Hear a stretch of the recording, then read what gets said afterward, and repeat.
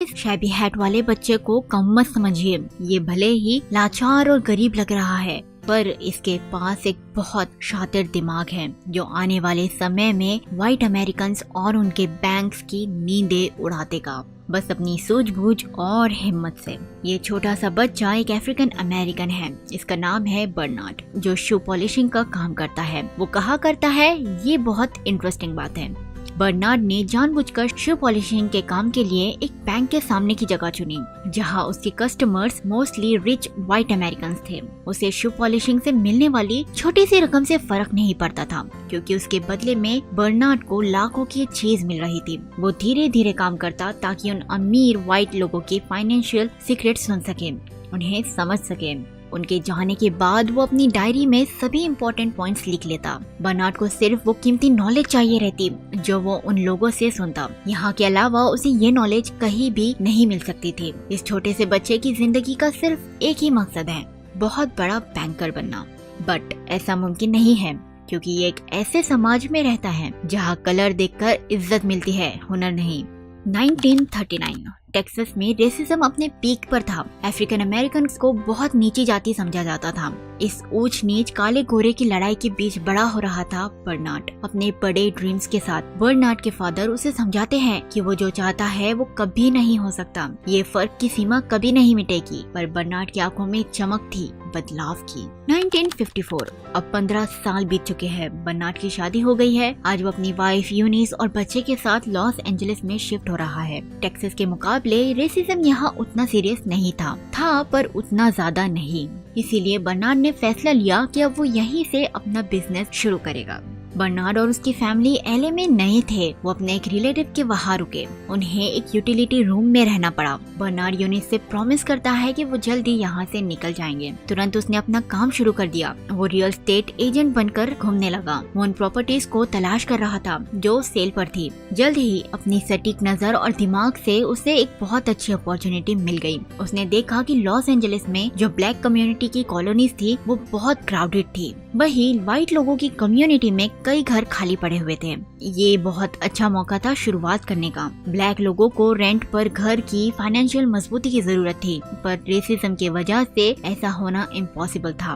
But Bernard के लिए ये एक गोल्डन अपॉर्चुनिटी थी। रियल एस्टेट बिजनेस और रेंटिंग को वो कहीं और ही ले जाने वाला था। उसने एक व्हाइट बंदे के अपार्टमेंट को नोटिस किया जो बहुत ही बुरी हालत में था। कई दिनों से वहाँ साफ सफाई नहीं की गई थी। उस अपार्टमेंट की लोकेशन ब्लैक कम्युनिटी के लिए बहुत अच्छी थी और एडजस्टेबल भी थी। बर्नार्ड ओनर से कहता है कि आपने सिर्फ आधी बिल्डिंग को रेंट पर दिया है, तो क्यों ना आप ये पूरी बिल्डिंग मुझे ही बेच दे। मैं आपको $30,000 अभी एडवांस दे देता हूँ और बाकी के $5,000 सभी रूम्स रेंट पर देने के बाद दूंगा। ओनर को बर्नार्ड का ये ऑफर बहुत अच्छा लगा, बट उसे रिस्की बिजनेस नहीं करना था। बर्नार्ड उसे कहता है कि वो समझ सकता है। जाने से पहले उसकी नजर टेबल पर रखे कैलेंडर पर गई, जो कि ओनर को एक लोकल बैंक मैनेजर ने दिया था। बर्नार्ड के दिमाग में एक आइडिया आया। ओनर को गुड बाय कहने के बाद वो सीधा बैंक पहुंचा, उस मैनेजर से मिलने जिसने कैलेंडर दिया था। वो मैनेजर की सेक्रेटरी से मिलता है अपॉइंटमेंट के लिए, बट सेक्रेटरी रेसिस्ट थी। वो ब्लैक लोगों से भेदभाव करती थी। वो मैनेजर के अपॉइंटमेंट के लिए उसे मना कर देती है।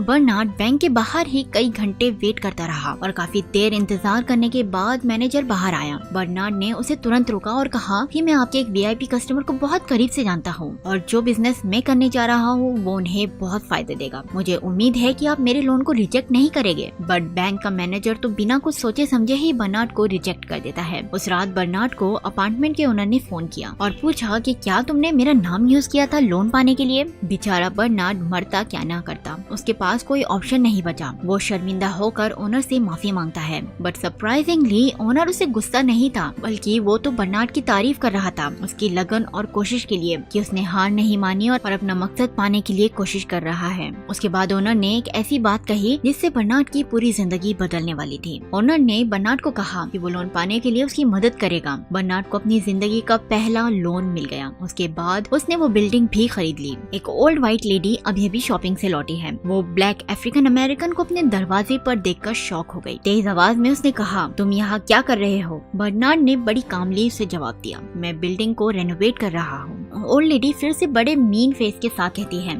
तुम जैसे वर्कर्स को जरा संभल के काम करना चाहिए। बर्नार्ड कहता है कि हाँ जरूर, आप परेशान मत होइए, मेरी बिल्डिंग है, मैं अच्छे से ख्याल रख लूंगा। ये सुनकर वो ओल्ड लेडी की तो बोलती ही बंद हो गई। वो पैर पटकती हुई वहाँ से चली गई। थोड़ी देर बाद वहाँ पुलिस आ गई। वो बर्नार्ड से कहते हैं कि एक ओल्ड लेडी ने उसके खिलाफ कंप्लेंट की है कि उसने इस बिल्डिंग के ओनर होने का झूठा दावा किया है और तो और उन्हें गलत भी ठहराया। बर्नार्ड रियल एस्टेट सर्टिफिकेट की कॉपी निकालकर पुलिस को बताता है कि वही असली ओनर है। उसे अंदाजा हो गया था कि ऐसा कुछ होने वाला है, इसीलिए वो पहले से तैयार था। पुलिस को पता लग गया कि वाकई ये बिल्डिंग बर्नार्ड की है, तो वहाँ से चले जाते हैं। उस रात बर्नार्ड को सामान लेकर बिल्डिंग में वापस आया। वो ओल्ड लेडी ने फिर से उसे टोका कि ये कोई वक्त नहीं है रेनोवेशन करने का, वहाँ से वो फौरन दफा हो जाए। बर्नार्ड उसे फिर से बड़ी कामली कहता है कि वो कोई रेनोवेशन वर्कर नहीं है, बल्कि इस बिल्डिंग का ओनर है। मन बुद्धि ओल्ड लेडी मानने को तैयार ही नहीं थी। कुछ दिनों बाद तो वो घर ही खाली कर चली जाती है, क्योंकि उसे मंजूर नहीं था कि वो ब्लैक लोगों के साथ एक ही बिल्डिंग में रहे। उसके जाने के बाद बर्नार्ड उसका घर एक दूसरी ब्लैक लेडी को रेंट पर दे देता है। ब्लैक लोगों को किराए के घर की बहुत जरूरत थी और इसीलिए बर्नार्ड की बिल्डिंग बहुत ही जल्द भर जाती है। उसकी बिल्डिंग के सभी अपार्टमेंट में किराएदार आ गए थे और जैसे कि तय हुआ था, बर्नार्ड $5000 भी बिल्डिंग के फॉर्मर ओनर को दे देता है। बर्नार्ड की इंटेलिजेंस को देखकर ओनर उसे बहुत अप्रिशिएट करता है और तो और वो उसके साथ मिलकर बिजनेस भी शुरू करना चाहता था। बर्नार्ड बिल्डिंग्स को देखता और अंदाजा लगाता कि उन्हें कितना फायदा होगा और वो ओनर सामने रहकर सभी फॉर्मेलिटीज पूरी करता, नेगोशिएशन करता, कॉन्ट्रैक्ट साइन करता बिल्डिंग खरीदने के लिए। ऐसे में व्हाइट अमेरिकन को भी पता नहीं चल रहा था कि वो ब्लैक अमेरिकन के साथ बिजनेस कर रहे हैं। बर्नार्ड और ओनर की पार्टनरशिप बहुत अच्छा रेवेन्यू जनरेट कर रही थी। वो बहुत जल्द अच्छा खासा पैसा कमा लेते हैं। बर्नार्ड जल्द ही बिल्डिंग के अपार्टमेंट से निकलकर एक आलीशान मेंशन में शिफ्ट हो गया। उसने अपनी फैमिली को वो सब दिया जो उसने कभी ख्वाब देखे थे। ये उसका विजडम ही था कि अगर कोई उसके साथ भेदभाव करता या जाती करता तो वो चुपचाप सहन कर लेता, क्योंकि अगर उसने आवाज उठाई तो वो दूसरों के बनाए हुए जाल में फंस जाएगा।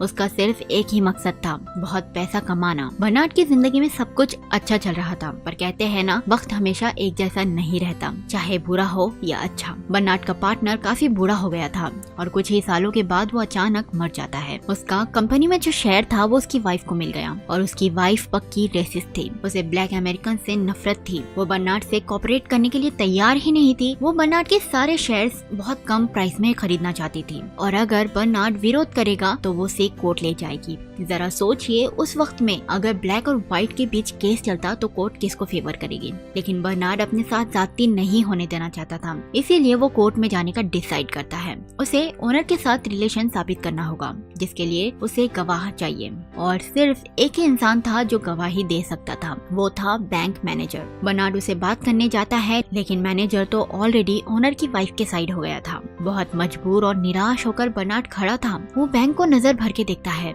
ये साफ सुथरी चमचमाती बिल्डिंग अंदर से भेदभाव की कीचड़ और गंदगी में भरी हुई थी। सिर्फ उसके स्किन के कलर की वजह से बैंक उसे बेइज्जत करता गया। ये सब वो सोच ही रहा था कि उसके दिमाग में एक बहुत गजब प्लान आया। वो नोटिस करता है कि इस पूरी बिल्डिंग में 4 बैंक्स हैं और इन चारों बैंक ने इस अफ्रीकन अमेरिकन आदमी के मुंह पर दरवाजा बंद कर दिया था। ये वही पल था जब बर्नार्ड एक अमेजिंग आइडिया सोचता है, जिससे पूरी बाजी ही पलट जाएगी। क्यों ना मैं ये पूरी बिल्डिंग ही खरीद लूं, फिर देखता हूँ कौन मुझे रोक सकता है, किसमें इतनी हिम्मत है। उसके बाद बर्नार्ड एक ब्लैक रियल एस्टेट एजेंट जो के पास गया और उसे सारा प्लान बताया। पहले तो जो को लगा कि बर्नार्ड का दिमाग ही खराब हो गया है, क्योंकि बिल्डिंग की प्राइस बहुत ज्यादा थी। लेकिन ये भी बात की परेशानी थी। उससे बड़ी परेशानी तो ये थी कि किसी ब्लैक अमेरिकन ने आज तक एलए में जमीन नहीं खरीदी थी। लेकिन अच्छे डिस्कशन के बाद जो को यकीन हो गया कि बर्नार्ड कोई हवाबाज आदमी नहीं है, बल्कि बहुत लॉजिकल और सेंसिबल इंसान है। बर्नार्ड ये बिल्डिंग क्यों खरीदना चाहता था? क्योंकि जब वो इस बिल्डिंग का मालिक बनेगा तब बैंक के पास उसके आगे झुकने के अलावा कोई ऑप्शन नहीं होगा। उनकी हिम्मत नहीं होगी उसका लोन फिर से रिजेक्ट करने की। यही नहीं, बल्कि वो रियल एस्टेट बिजनेस के अंदर के राज भी जान पाएगा, जिससे डायरेक्टली उनके बिजनेस को फायदा पहुंचेगा। ये हार होगी रेसिस्ट व्हाइट अमेरिकन की, एक ब्लैक अफ्रीकन अमेरिकन के हाथों। जो ये सब सुनकर बहुत शॉक्ड हो गया, पर फिर बाद में उसे यकीन हो गया कि ये प्लान जरूर काम करेगा। ऑल्दो जो के पास बहुत पैसा था, पर वो था तो एक ब्लैक ही। वो डायरेक्टली व्हाइट अमेरिकन से सौदा नहीं कर सकते थे। उन्हें एक व्हाइट पर्सन को एजेंट बनाना होगा, जो सामने से उनका चेहरा बनकर व्यापार करेगा। बर्नार्ड हमेशा एक कदम आगे रहता है। यहाँ भी उसके पास एक सोल्यूशन पहले से ही मौजूद है। मैट बर्नार्ड के साथ रेनोवेशन का काम करता था। वहाँ से ही दोनों में अच्छी दोस्ती हो गई। औरों की तरह मैट की पिछड़ी सोच नहीं थी। वो एक एम्बिशियस एम्बिशियस व्हाइट अमेरिकन है जो जिंदगी में बहुत कुछ करना चाहता है पर उसके पास एक्सपीरियंस नहीं है। यहाँ जो और बर्नार्ड मैट को ट्रेनिंग देते हैं, वो उसे गोल्फ खेलना सिखाते हैं, हाई क्लास मैनर्स देते हैं, मैथमेटिक्स और रियल एस्टेट बिजनेस के लिए भी ट्रेन करते हैं ताकि किसी को शक न हो। मैट बहुत एम्बिशियस है, वो बहुत जल्द सब कुछ सीख जाता है। वो गोल्फ में भी बहुत अच्छा हो गया था। गोल्फ खेलते हुए वो रियल एस्टेट बिजनेस के वैल्यूएशन कैलकुलेट करता जैसे एक यंग एंथुसियास्ट एंटरप्रेन्योर को होना चाहिए।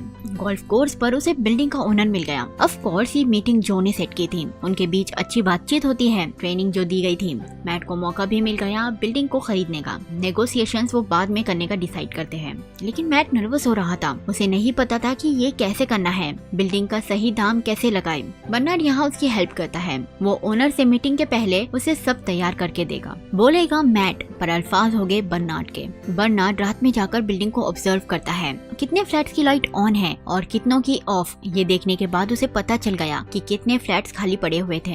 अब वो बिल्डिंग की सही वैल्यू लगा पाएंगे। बिल्डिंग के एनुअल रेवेन्यू और ऑपरेटिंग कॉस्ट की मदद से बर्नार्ड सही कीमत निकालता है और मैट से उन्हें याद करने के लिए कहता है ताकि बिल्डिंग के ओनर से मीटिंग के वक्त मैट पहले से ही तैयार रहे। और होता भी यही है।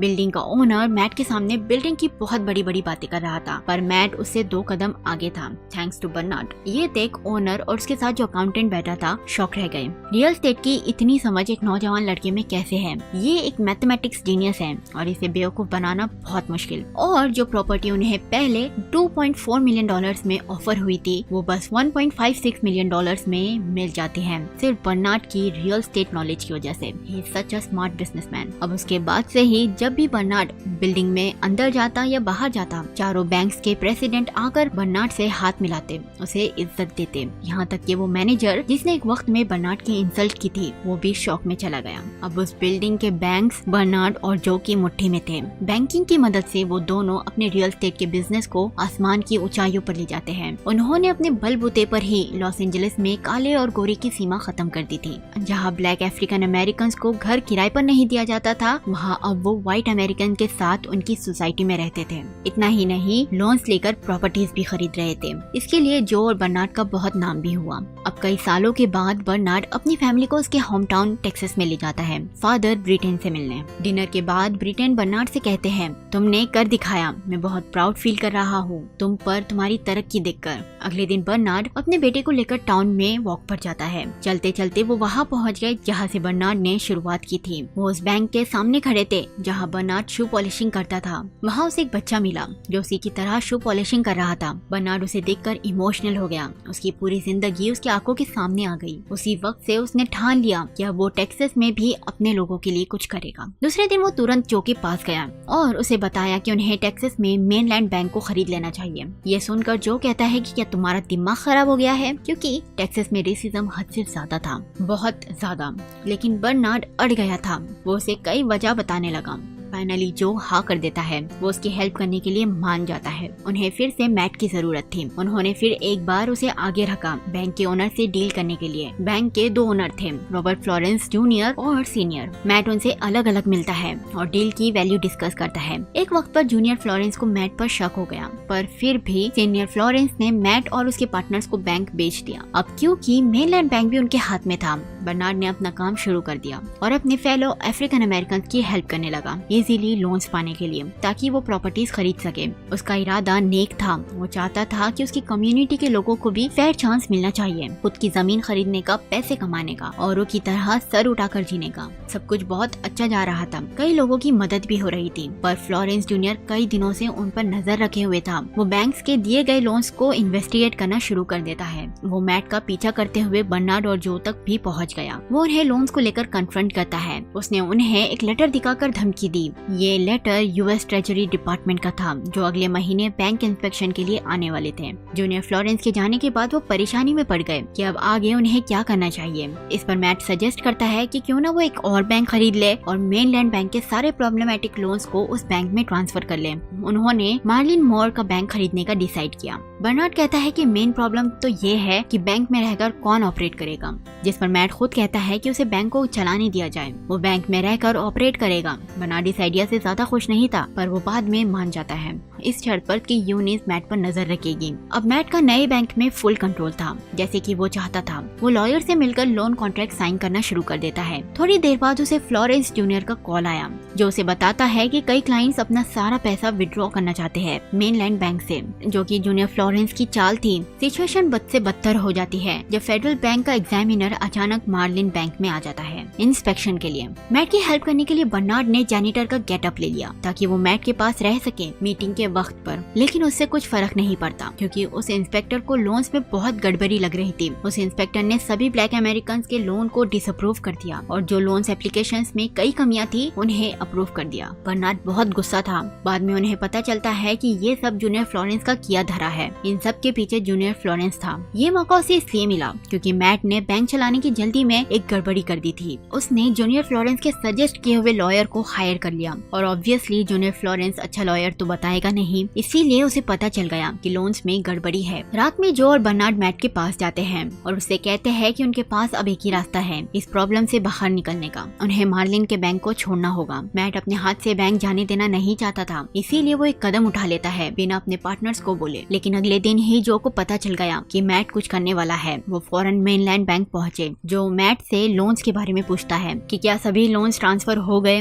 जूनियर फ्लोरेंस बड़ी प्राउडली ये सब तमाशा देख रहा था। बर्नार्ड मैट से सभी डॉक्यूमेंट्स लाने के लिए कहता है ताकि वो जल्द से जल्द सब मिटा सके, पर बहुत देर हो गई थी। फेडरल बैंक के एग्जामिनर्स वहाँ पहुँच गए मेनलैंड बैंक के लाइसेंस को रद्द करने। बाहर निकलते ही FBI आ गई थी जो और बर्नार्ड को अरेस्ट करने। बर्नार्ड अपनी तरफ से बोलने की कोशिश करता है पर कोई फायदा नहीं, वो उन्हें अरेस्ट कर लेते हैं। दोनों का लॉयर उन्हें बताता है कि उनका केस अब देश की गंदे पॉलिटिक्स के बीच फंस गया है। और इधर मैट सेनेटर मैकेलन के सुझाव पर पूरी तरह पलट गया। वो अपनी आजादी के लिए बर्नार्ड और जो के खिलाफ गवाही देने के लिए तैयार हो गया। वो उस रात किसी को फोन करता है और फिर मैकेलन के कहने पर फोरम में अपने साथियों के खिलाफ गवाही दे देता है। बाद में मैकेलन बर्नार्ड को ऑफर करता है कि वो उसके साथ इम्यूनिटी डील कर ले और मैट की दी हुई गवाही को एक्सेप्ट कर ले। उसके बाद वो उसे छोड़ देंगे या फिर उसके पास दूसरा रास्ता भी है, अपने बातों पर कायम रहे और जेल चला जाए। बर्नार्ड डिसाइड करता है कि अपने दिल की बात वो सबके सामने रखेगा जो सालों से उसके दिल में दबी हुई थी। वो उसके साथ हुई नाइंसाफी के बारे में बोलता है,